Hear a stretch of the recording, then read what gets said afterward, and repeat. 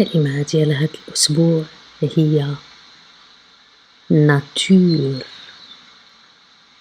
طبيعة. Het woord van de week is natuur.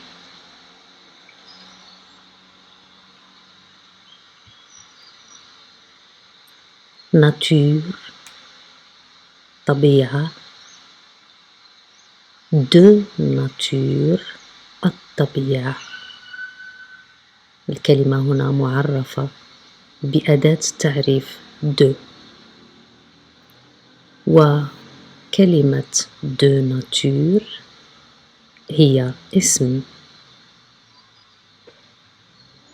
إلا بغينا نكونو منها صفة adjective غادي نزيدو ما يسمى ب een achtervoegsel اللي هي هادوك الحروف الأخرانيين L I J K واللي كتنطق لك.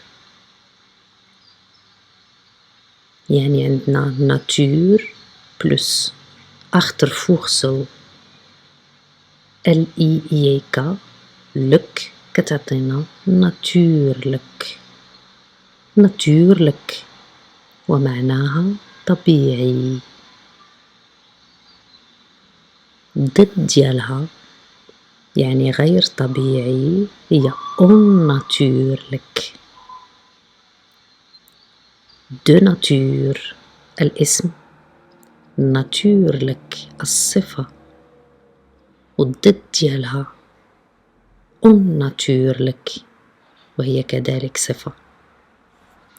Twee betekenissen voor het woord natuur. زوج معاني لكلمة طبيعة.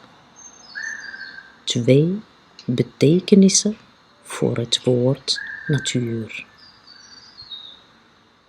Eerste betekenis, المعنى الأول.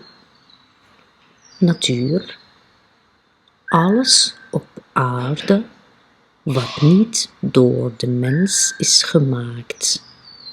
De planten, dieren, bergen enzovoorts. الطبيعة هي كل شيء على الأرض لم يصنعه الإنسان.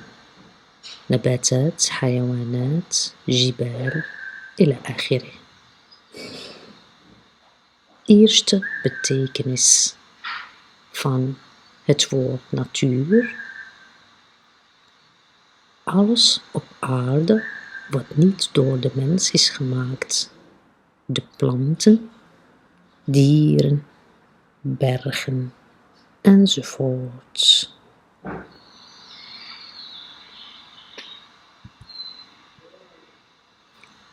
Tweede betekenis, المعنى الثاني.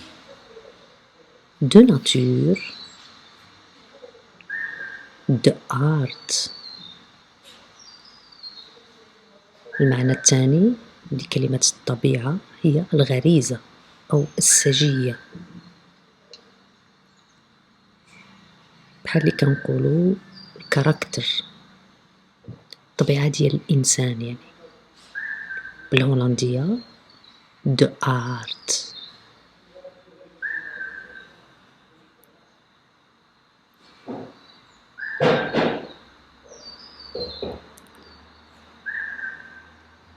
مثال بكلمة الطبيعة في معناها الأول. Wandelen in de natuur is het beste medicijn. المشي في الطبيعة هو أفضل دواء. Wandelen in de natuur is het beste medicijn.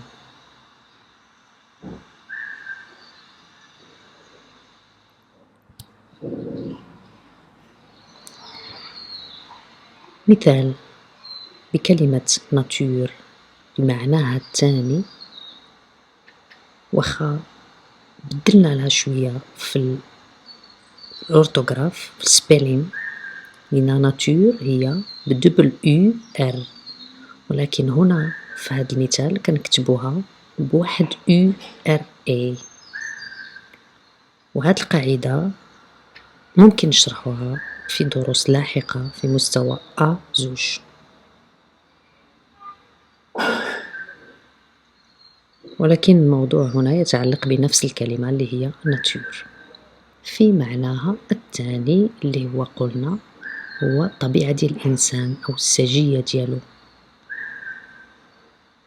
Zij is van nature vrouwelijk. كنتكلموا على هاد الطفلة في الصورة. Zij هي is van nature vrouwelijk. إنها مبتهجة بطبيعتها. بطبيعتها van nature.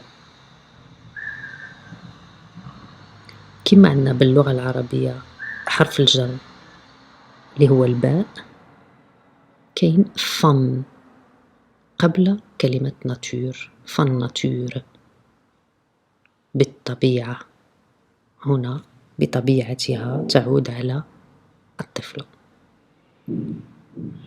Zij is van nature vrolijk.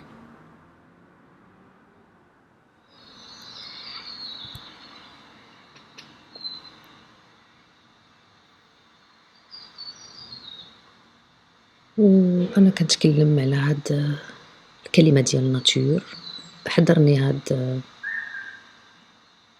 القول ديال فريدريش نيتشه حول الطبيعة. We zijn zo graag in de vrije natuur, omdat deze geen mening over ons heeft. معناها نحب أن نكون في الطبيعة لأن ليس لديها أي موقف منا. We zijn zo graag in de vrije natuur, omdat deze geen mening over ons heeft. قال فريدريش نيتشه.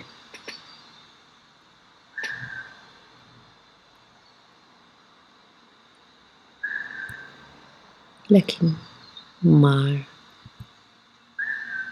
wat betekent natuur voor mij؟ ماذا تعني لي كلمة طبيعة؟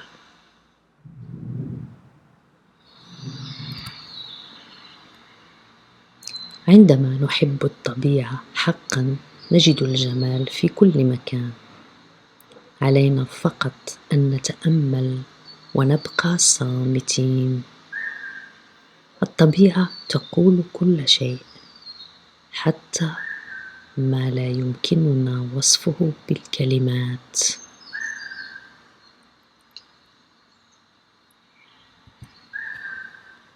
Als we echt van natuur houden, vinden we overal schoonheid. We moeten gewoon observeren en zwijgen. De natuur zegt alles, zelfs wat we niet met woorden kunnen omschrijven.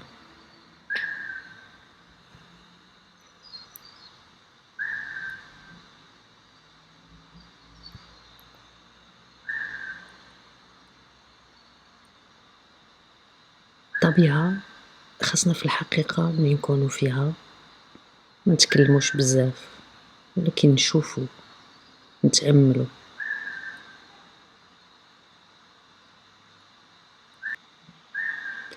Vaak bederven woorden de schoonheid van wat we proberen te beschrijven.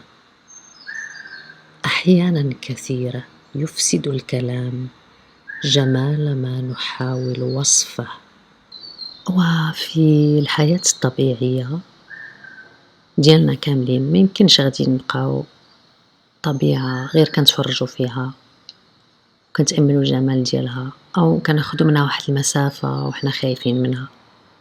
ضروري راه كاين واحد التفاعل مع الطبيعة. وفي هذا السياق بغيت نتقاسم معكم هذه اللوحة اللي كتعجبني واللي رسمها الرسام الهولندي الشهير فينسنت فان خوخ ملي كان عايش في جنوب فرنسا في مدينة آرل. ورسم هنا واحد المنظر في الطبيعة، ولكن فيه واحد التفاعل ما بين الطبيعة والناس اللي عايشين في هذيك المنطقة. اللوحة سميتها، العنوان ديالها سميتها De Brugge van Langlois met wassende vrouwen. wassende vrouwen يعني نساء اللي كيغسلوا الملابس ديالهم، كيصبنوا الملابس ديالهم في الواد.